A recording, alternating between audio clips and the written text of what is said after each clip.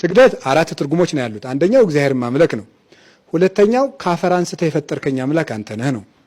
ሶስተኛው የምንሰግድበት ምክንያት ምንድን ነው? በኃጢአት ብሰነካከል በንስሐ የምታነሳኝ፣ ሙቼ ስፈርስ ስበሰብስ በትንሣኤ የምታነሳኝ አንተ ነህ ነው። አራተኛው ለእኔ ብለህ ወደቅህ ተነሳ፣ ሙተህ ተነሳ ብሎ የክርስቶስን ሃይማኖት መመስከር ነው። በዚህ ምክንያት ስግደት እንሰግዳለን። ስለዚህ ስንሰግድ ከአፈር የፈጠርከኝ ጌታዬ፣ በኃጢአት ስወድቅ በንስሐ የምታነሳኝ ጌታዬ፣ ሙቼ ስፈርስ ስበሰብስ በትንሣኤ የምታነሳኝ ጌታዬ፣ ለእኔ ብለህ ሙተህ የተነሳ ጌታዬ ብለን ነው የምንሰግደው ማለት ነው። ይህን ስናደርግ እግዚአብሔር በምሕረት ዓይኑ ይመለከተናል ማለት ነው።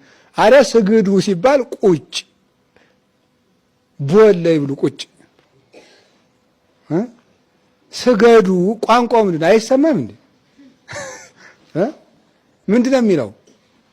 ቁጭ በሉ የሚል የለም። ቁጭ በሉ የሚል በፍጹም የለም። ስገዱ ነው። ስለዚህ ቁጭ ማለት አይቻልም፣ መስገድ ነው።